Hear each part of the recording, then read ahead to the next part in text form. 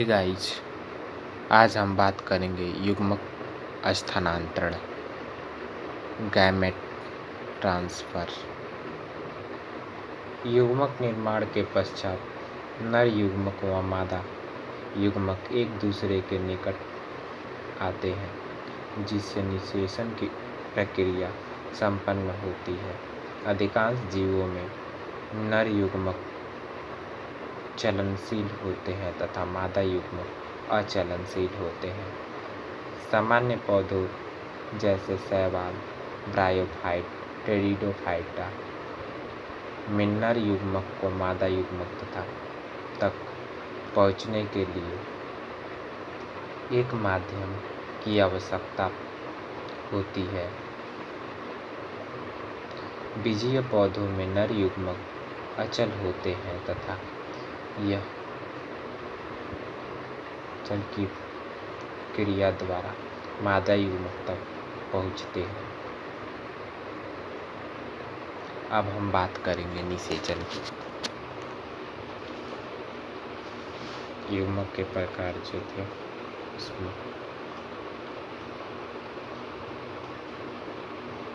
निषेचन पूर्व घटना थी, एक निषेचन थी, एक निषेचन पश्चात घटना थी। दूसरा है निषेचन। हमने निषेचन पूर्व घटना पढ़ ली है। निषेचन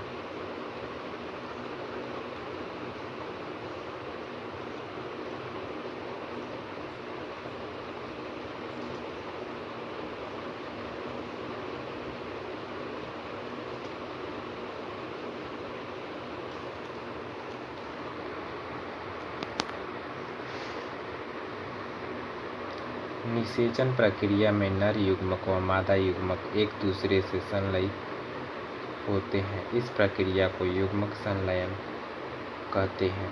इसके पश्चात द्विगुणित युग्मनज का निर्माण होता है। इसी प्रक्रिया को निषेचन कहते हैं।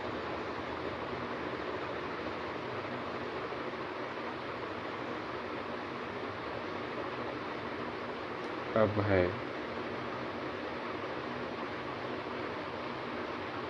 बाह्य निषेचन।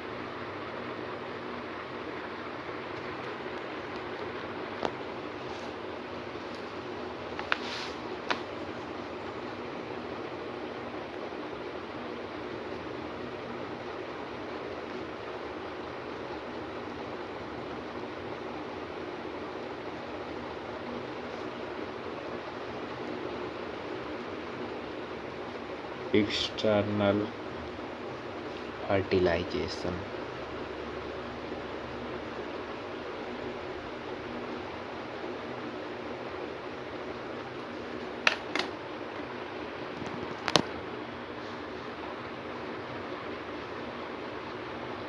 जब नर युग्मक मादा युग्मक का संलयन या निषेचन जीव शरीर के बाहर अर्थात जल में होता है, तब इसे बाह्य निषेचन कहते हैं। जैसे उभयचर, मछली, शैवाल आदि। अब अंतः निषेचन।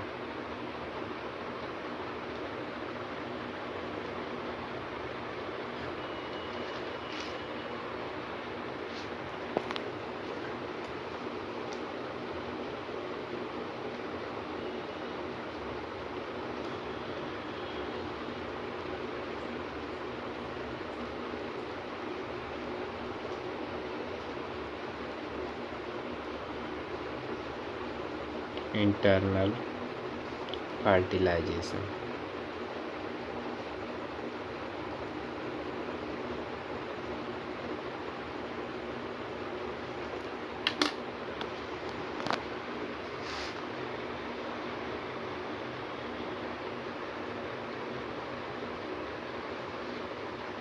जब नर युग्मक व मादा युग्मक का संलयन जीव शरीर के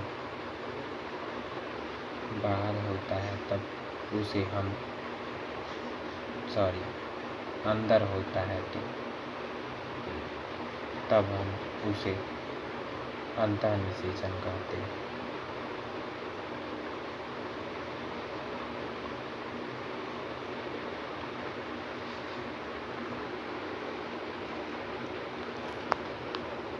जैसे स्तनधारी पक्षी, पौधे, कवक, सरीसृप आदि। अनिषेचक जनन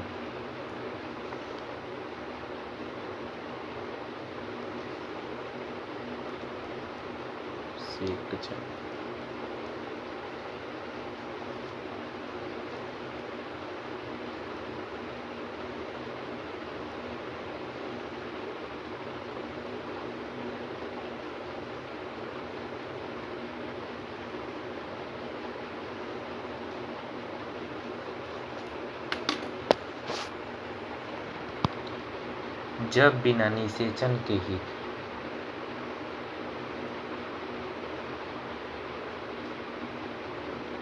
मादा युग्मक से नए जीव का निर्माण होता है तो उसे अनिषेच जनन कहते हैं। अब तीसरा है निषेचन पश्चात घटना।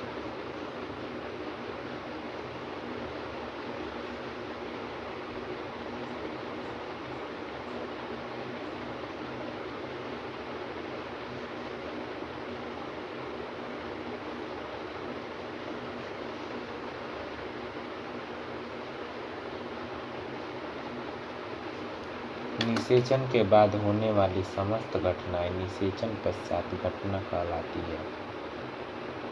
इनमें युग्मक जनन, युग्मनज का निर्माण होता है तथा युग्मक वृद्धि करके भ्रूण बनाते हैं। भ्रूण विकसित होकर नए संलयन का निर्माण करते हैं। युग्मनज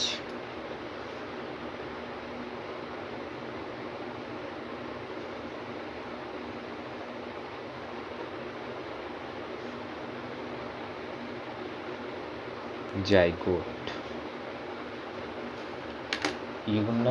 युग्मनज सदैव द्विगुणित टोयन होते हैं क्योंकि इनका निर्माण दो नर व मादा युग्मकों से होता है। बाह्य निषेचन करने वाले प्राणियों में युग्मनज का निर्माण शरीर के बाहर तथा अंतः निषेचन करने वाले जीवों में युग्मनज का निर्माण शरीर के अंदर होता है। अब भ्रूणबोध भवन।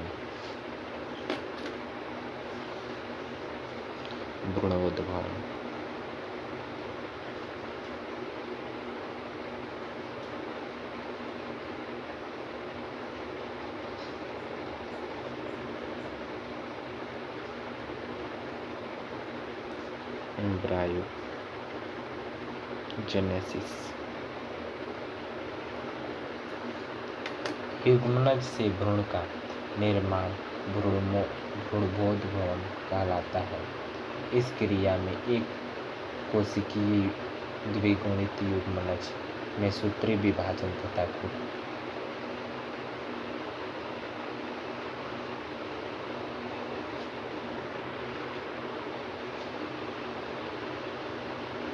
कोशिका विभेदन की प्रक्रियाएं होती है। विभाजन द्वारा कोशिकाओं की संख्या में वृद्धि होती है तथा कोशिका विभाजन द्वारा कोशिका में आवश्यक रूपांतरण से विशेषीकृत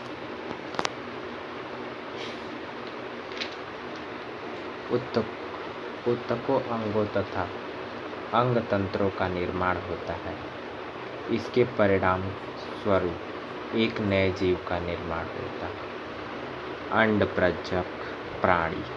अब अंडप्रचक प्राणी के बारे में चर्चा करेंगे।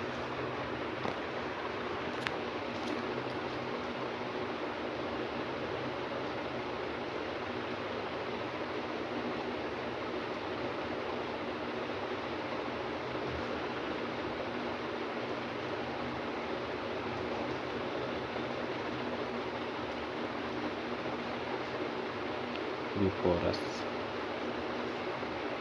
एनिमल।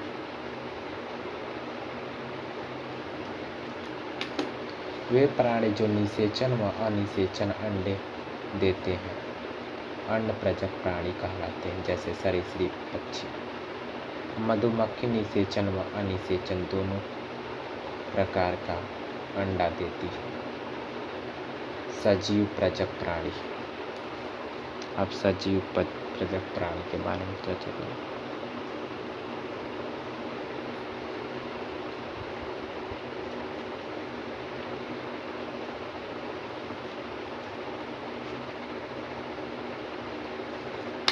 वे प्राणी जिसमें निषेचन अंडे का विकास मादा शरीर के भीतर होता है और एक निश्चित अवधि के पश्चात प्रसव द्वारा नए शिशु का जन्म होता है, जैसे स्तनधारियों में।